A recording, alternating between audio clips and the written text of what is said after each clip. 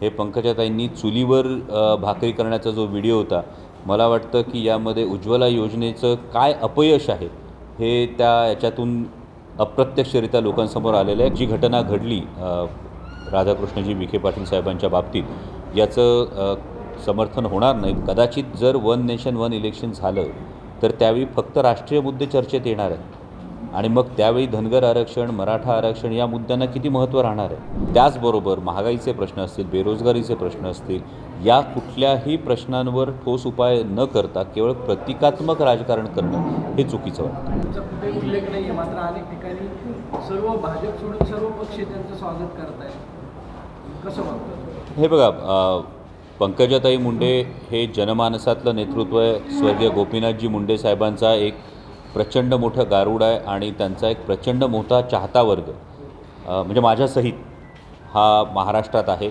आणि त्यामुळे पंकजाताईंना ही गोष्ट नक्कीच प्रतिसाद मिळतो, ही आनंदाची बाब आहे। अजून त्यांनी राजकीय जी काही भूमिका आहे ती स्पष्ट केली, त्यामुळे त्यावर भाष्य करणं उचित ठरणार नाही। परंतु पंकजाताईंचं मी मनापासून आभार मानतो की त्यांचा एक सोशल मीडियावर व्हिडिओ व्हायरल झाला आणि त्यामध्ये मोदी सरकार उज्ज्वला योजनेचे जे काही गोडवे गात होते, या उज्ज्वला योजनेचं जे काही फेल्युअर आहे हे पंकजाताईंनी चुलीवर भाकरी करण्याचा जो व्हिडिओ होता, मला वाटतं की यामध्ये उज्ज्वला योजनेचं काय अपयश आहे हे याच्यातून अप्रत्यक्षरित्या लोकांसमोर आलेलं आहे। कारण उज्ज्वला योजनेमध्ये सेकंड टाईम रिफिल ज्याला आपण म्हणतो सिलेंडर, हा किती टक्के लोकांनी केला आहे। माझी आपल्याला विनंती की एकदा आपण या संदर्भात संपूर्ण अभ्यास करून तो लोकांसमोर मांडावा, म्हणजे आत्तापर्यंत अनेक वर्ष पेट्रोल पंपावर जे माननीय पंतप्रधानांचे जाहिरातीचे होर्डिंग्स होते उज्ज्वला योजनेचे, याचं अपयश काय ते लोकांसमोर येतं। 2 महिन्यात ईडीच्या कारवाई ज्या आहेत त्या राजकीय ईडीच्या ज्या कारवाई त्या थांबलेल्या दिसतात, नेमकं काय होतं? मी तर म्हणतो की 18 सप्टेंबर ते 22 सप्टेंबरचं जे संसदेचं विशेष अधिवेशन आहे, या अधिवेशनामध्ये यातल्या अनेक प्रश्नांची उत्तरं ही आपल्याला मिळतील अशी अपेक्षा आहे। कारण खरं तर हे आश्चर्यजनक आहे की संसदेचं अधिवेशन आहे, पण संसदेच्या अधिवेशनाचं जे कामकाज असणार आहे याच्याविषयीची अजून कोणतीही स्पष्टता नाही आहे। फक्त प्रश्नोत्तरांचा तास नाही आहे, शून्य प्रहर नाही आहे, एवढीच कल्पना आम्हाला आलेली आहे। त्यामुळे या अधिवेशनात नेमकं काय होणार याच्यावर तुमच्या या ज्या अनेक प्रश्नांची उत्तरं आहेत ती आपल्याला समोर येताना दिसतील। नाही थांबलं का थांबवलं? मी तेच म्हणालो की हे जे काही घडतं आहे हे का घडतं आहे याचं गुपित हे या स्पेशल अधिवेशनात उघडेल अशी अपेक्षा आहे। पुण्यश्वरचा वाद परत सुरू होतोय, कापाकापीची भाषा केली जाते आमदारांकडून।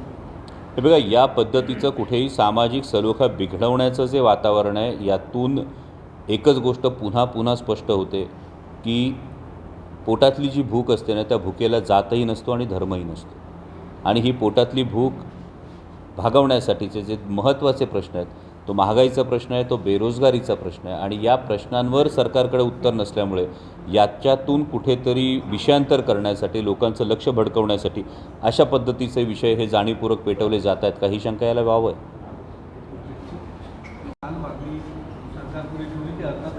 मराठा समाजाला सरसकट पूर्वीचं प्रमाणपत्र मिळावं, जो राज्य सरकारनं जी आर काढला त्यामध्ये वंशावर हा शब्द आहे, त्यालाच त्यांचं ऑब्जेक्शन आहे। तो शब्द हटवून सरसकट मराठा समाजाला पूर्वीचं प्रमाणपत्र द्यावं मागणी। तर यामध्ये ही सातत्यानं मराठा समाजाची जी आरक्षणाची मागणी आहे, या संदर्भात अनेकदा आमच्या लोकसभेतल्या गटनेत्या खासदार सुप्रियाताई सुळे असतील, मी असतील, आम्ही सातत्यानं ही भूमिका मांडलेली आहे। पण यामध्ये मराठा समाजाला आरक्षण देत असतानाच इतर समाजांचं जे आरक्षण आहे, या आरक्षणाला धक्का लागू नये ही सुद्धा तितकीच महत्त्वाची मागणी आहे आणि त्यामुळे याच्यावर काहीतरी एक तोडगा हा सरकारला काढावा लागेल। विशेषतः जी आरक्षणाची मर्यादा आहे, ही आरक्षणाची मर्यादा वाढवून त्यामध्ये काही करता येईल का याची चाचपणी खरं तर केली गेली पाहिजे। वारंवार देशातून एक जातीनिहाय जनगणनेची मागणी होते, या मागणीला सुद्धा केंद्र सरकारने अजून सकारात्मक हा प्रतिसाद दिलेला नाही आहे आणि या सगळ्या पार्श्वभूमीवर हा निर्णय सरकारला कोणत्याही समाजावर अन्याय होणार नाही अशा पद्धतीने सरकारनं घ्यावा ही सगळ्यांची भावना आहे। मराठा आरक्षणापाठोपाठ धनगर आरक्षणाच्या मुद्द्यावर कार्यकर्ते आक्रमक होताना दिसत आहेत। काही वेळापूर्वी सोलापुरात राधाकृष्ण विखे पाटलांवरती भंडारा उधळण्यात आलेला आहे आणि त्या ज्या कार्यकर्त्यांनी भंडारा उधळला होता त्याला मारहाण सुद्धा तिथल्या जिल्हाधिकारी धनगर समाजाच्या सुद्धा भावना तीव्र आहेत, कारण सातत्यानं धनगर समाजाला हे आश्वासन देण्यात आलेलं आहे आणि त्यानंतर ही भावना ही आणखी तीव्र होत चाललेली आहे. परंतु जो प्रकार आहे किंवा ज्या पद्धतीनं ही मागणी सांगण्यात आली ती संविधानिक पद्धतीने जर असेल तर मला वाटतं त्याला जास्त उचित ही गोष्ट लाभेल. आणि जी घटना घडली राधाकृष्णजी विखे पाटील साहेबांच्या बाबतीत याचं समर्थन होणार नाही, पण त्याचवेळी या कोणत्याही समाजाच्या भावनांशी अशा पद्धतीचं गाजर दाखवून खेळू नये ही प्रत्येकाची गोष्ट आहे. कारण आता जेव्हा वन नेशन वन इलेक्शनचे मुद्दे चर्चेत आहेत, आपण आत्ता जेवढ्या मुद्द्यांवर चर्चा करतो आहोत, कदाचित जर वन नेशन वन इलेक्शन झालं तर त्यावेळी फक्त राष्ट्रीय मुद्दे चर्चेत येणार आहेत आणि मग त्यावेळी धनगर आरक्षण, मराठा आरक्षण या मुद्द्यांना किती महत्त्व राहणार आहे. या सगळ्या गोष्टींचा जर आपण लार्जर पर्स्पेक्टिव्हने विचार केलात तर याचाही गांभीर्यानं प्रत्येकानं विचार करणं गरजेचं आहे की जर वन नेशन वन इलेक्शन झालं तर या सगळ्या मुद्द्यांवर नेमका तोडगा काय निघणार. सध्या महाराष्ट्रात पंकजा मुंडे फिरून सुरू आहे. यापूर्वी आंबेडकरांच्या गोष्टी ज्या आहेत त्या बातम्या आंबेडकर केलं आणि सगळं राजकारण किंवा निवडणुका डोळ्यासमोर ठेवून सगळं केलं जातं.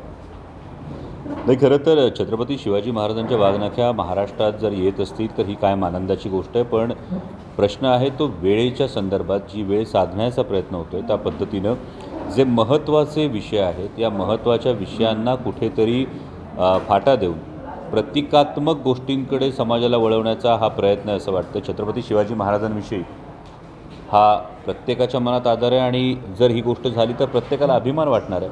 परंतु त्याचबरोबर महागाईचे प्रश्न असतील, बेरोजगारीचे प्रश्न असतील, या कुठल्याही प्रश्नांवर ठोस उपाय न करता केवळ प्रतिकात्मक राजकारण करणं हे चुकीचं वाटतं.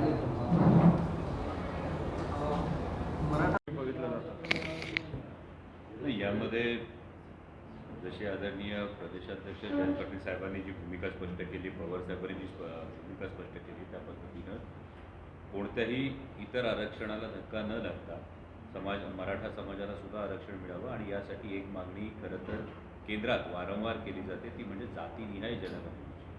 म्हणजे या सगळ्या समाजांना एकमेकांमध्ये जो एक असंतोष तयार होतो, एकमेकांच्या विरोधात हे उभे टाकतं, हा जो प्रयत्न होतो यापेक्षा ही सातत्यानं मागणी होते की संपूर्ण एकदा जातीनिहाय जनगणना करून त्यावर जो काही निर्णय घ्यायचा आहे तो घेतला जावा. पण या गोष्टीपासून सुद्धा केंद्र सरकार हे वारंवार पळतं. म्हणजे मध्यंतरी बिहार सरकारनं या संदर्भातली जाती गणना करून घेतली, त्याचं कोर्टामध्ये एक सुनावणी सुरू आहे. त्यामुळे या सगळ्या गोष्टींचा लॉंग टर्म सोल्युशन हे निघणं गरजेचं आहे. त्यामध्ये कुठल्याही समाजावर अन्याय होणार नाही.